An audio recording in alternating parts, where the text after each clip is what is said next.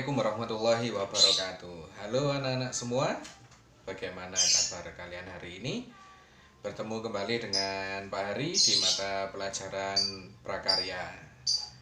Anak-anak, minggu lalu kalian sudah mempelajari tentang jenis dan karakteristik kerajinan bahan serat alam. Nah, di materi hari ini kita akan menginjak pada kerajinan serat tekstil. Untuk itu, Pak Ari sudah menyiapkan slide pembelajaran hari ini.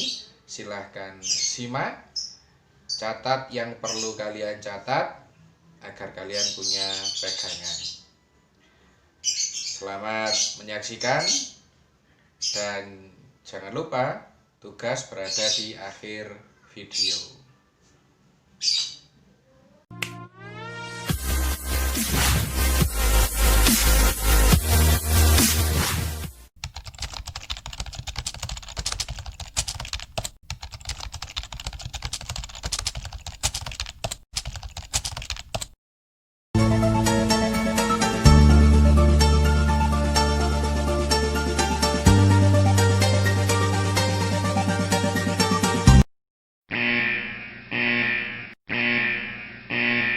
Pertama yaitu ada fungsi dan prinsip kerajinan tekstil.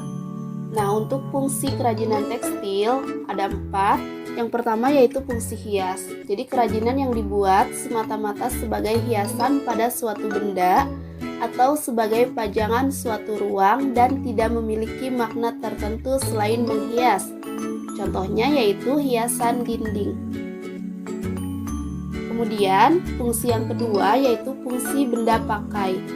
Jadi kerajinan yang dibuat berdasarkan tujuan untuk digunakan sebagai kebutuhan sehari-hari.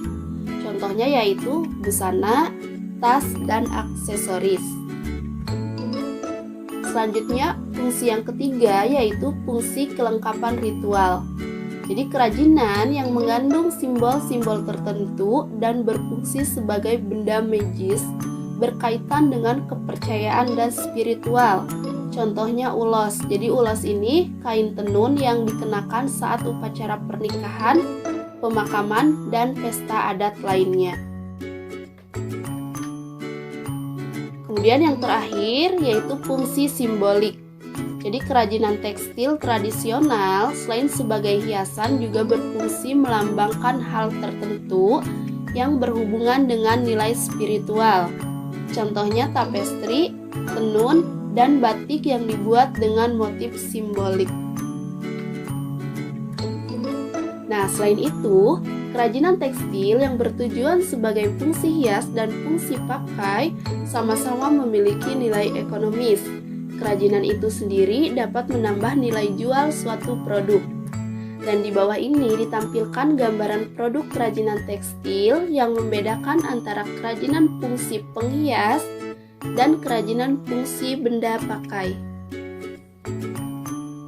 Nah, adapun prinsip kerajinan fungsi hias dan fungsi pakai.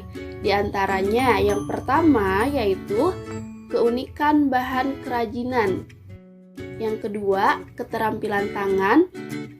Yang ketiga, unsur estetik. Dan yang keempat, unsur hiasan atau ornamen. Baik, kalau gitu kita bahas satu persatu.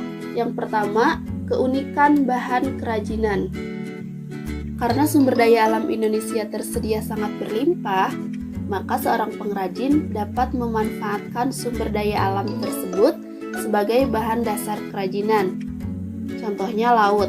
Sumber daya alam yang dihasilkan laut berupa bebatuan, cangkang kerang, sisik ikan, tulang ikan, dan tumbuhan laut. Sedangkan darat memiliki kekayaan alam, diantaranya yaitu kayu, logam, bebatuan, tanah liat, tumbuhan atau serat, dan masih banyak lagi.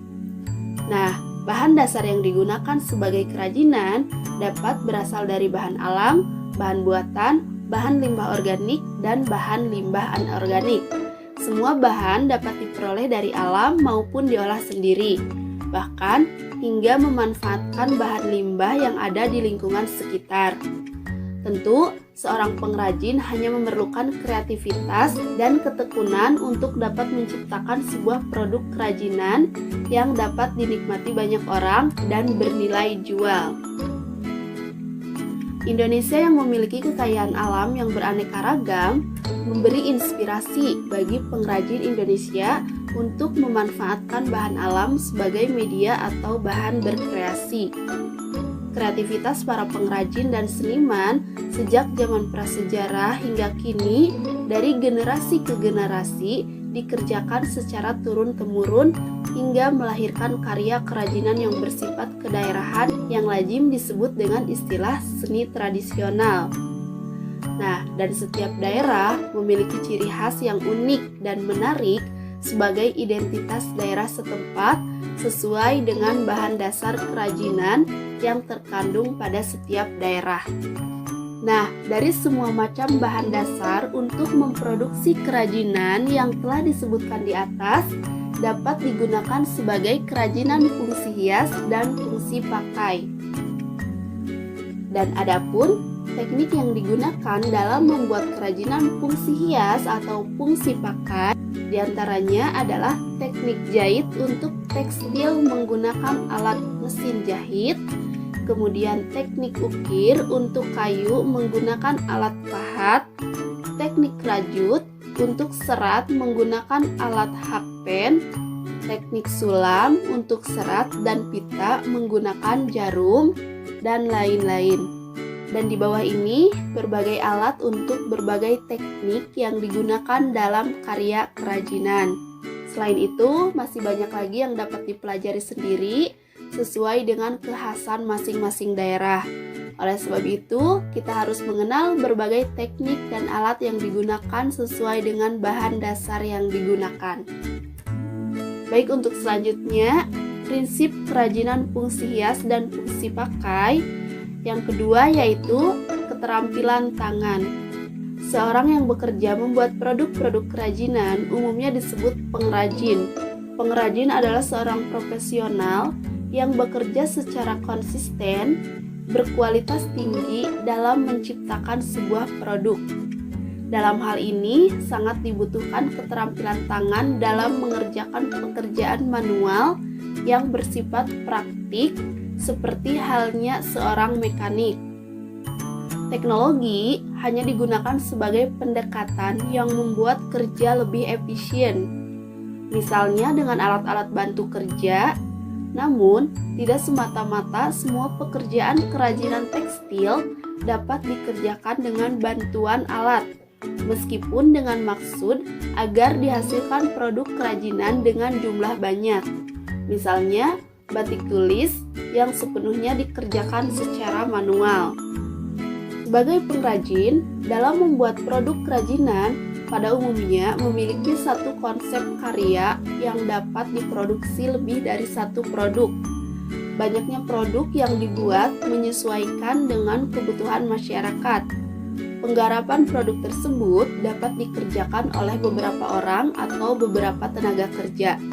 Sebagai contoh, dalam memproduksi kerajinan batik dapat dikerjakan oleh beberapa tenaga kerja melalui pembagian kerja sesuai dengan bidangnya masing-masing, yaitu ada tenaga bagian membatik, mewarna, melorot, dan melakukan finishing. Dengan demikian, dari proses kegiatan tersebut dihasilkan produk kerajinan tekstil yang baik dan layak dipasarkan. Dan hasil karya kerajinan memiliki ciri khas yang unik dan menarik.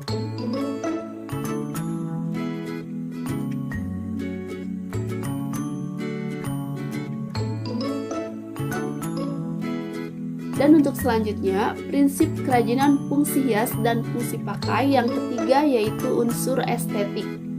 Kerajinan sebagai karya fungsional tidak cukup hanya memenuhi aspek fungsi saja, melainkan memerlukan sentuhan keindahan untuk meningkatkan kualitas dan nilai ekonomisnya.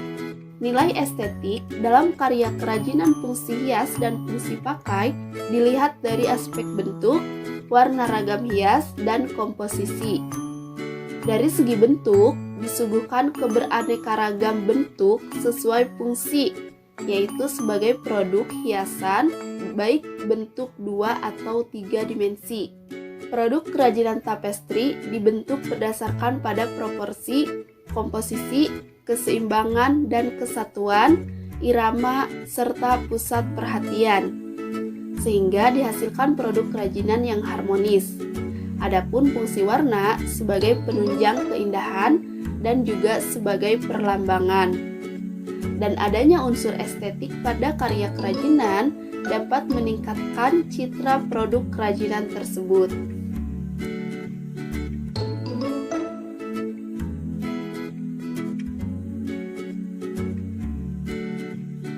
Selanjutnya, prinsip kerajinan fungsi hias dan fungsi pakai. Yang terakhir atau yang keempat yaitu unsur hiasan atau ornamen.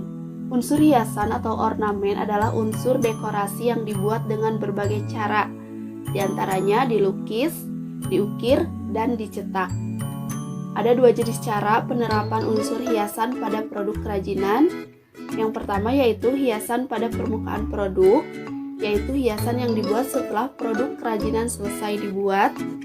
Kemudian yang kedua yaitu hiasan terstruktur, yaitu pembuatan hiasan dibentuk sejak awal kerajinan dibuat sehingga menyatu dengan produk itu sendiri. Unsur hiasan yang terdapat pada ragam hias setiap produk kerajinan tekstil memiliki nilai tradisi yang begitu kental. Inilah yang memperkaya khajanah kerajinan Indonesia sejak dahulu hingga sekarang. Kerajinan Indonesia memiliki ciri khas yang tidak dapat disamakan dengan negara-negara lainnya. Dan adapun ragam hias yang ditampilkan pada sebuah produk kerajinan tekstil bertujuan untuk keindahan dan keunikan. Oleh karena itu, produk kerajinan fungsi hias maupun fungsi pakai sama-sama membutuhkan unsur hiasan sebagai sentuhan pada produknya. Untuk kerajinan fungsi hias maupun fungsi pakai, makna keberadaan ragam hias pada produk sama-sama untuk mendekorasi sebuah benda agar lebih terlihat artistik. Nah, kita perlu mengetahui juga apa sih ragam hias. Jadi, ragam hias ini merupakan identitas suatu daerah yang memiliki keunikan dan karakteristik yang berbeda dari daerah satu dengan lainnya. Ragam hias daerah diaplikasikan pada bermacam-macam benda, seperti kain, ukiran pada rumah, dan perabotan rumah tangga, senjata tradisional, alat musik tradisional, busana daerah, serta aksesoris dan perhiasan.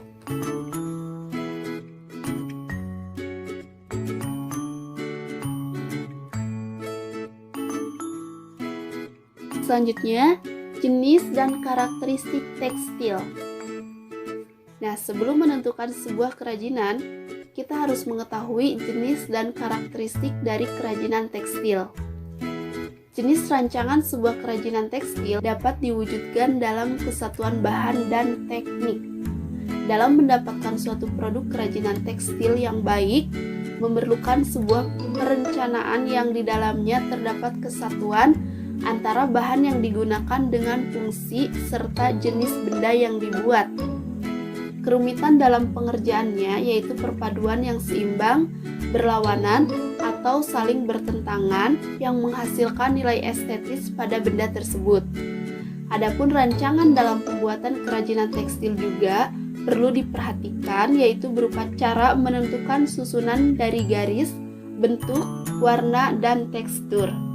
Dan di bawah ini terdapat dua macam teknik dalam pembuatan kerajinan tekstil, yaitu struktural dan dekoratif. Yang pertama yaitu struktural teknik.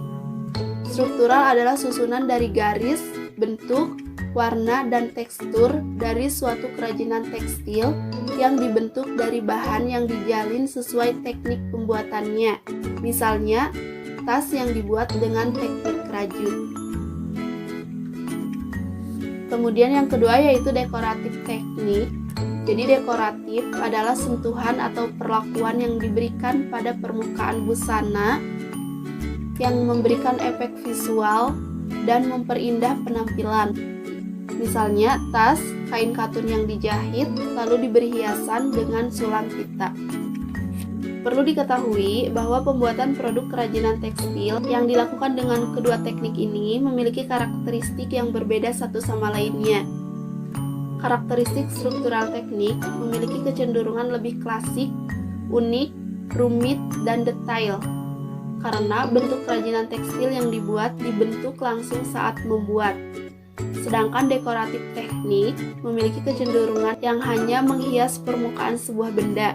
Meskipun demikian, dekoratif teknik memiliki unsur kekuatan memperindah sebuah benda menjadi lebih menarik dan anggun dibanding sebelumnya. Oleh karena itu, setelah memahami teknik, pengrajin kerajinan tekstil harus membuat rancangan produk, menyiapkan bahan dan alat, serta langkah kerja pembuatan produk kerajinan tekstil sesuai keinginan. Tugas hari ini silahkan kerjakan 5 soal di bawah. Kemudian jangan lupa tulis soal beserta jawabannya dengan ballpoint. Jika sudah, kirim dalam grup WA. Jangan lupa sertakan nama lengkap dan kelas. Terima kasih. Itulah tugas hari ini. Ditunggu. Baiklah, itu adalah materi pertemuan kita di minggu ini. Setelah ini, silakan kerjakan tugasnya. Jangan lupa, tugas dikirimkan di grup WA mata pelajaran prakarya. Ditunggu sampai jam pembelajaran selesai. Pak Hari akhiri. Assalamualaikum warahmatullahi wabarakatuh.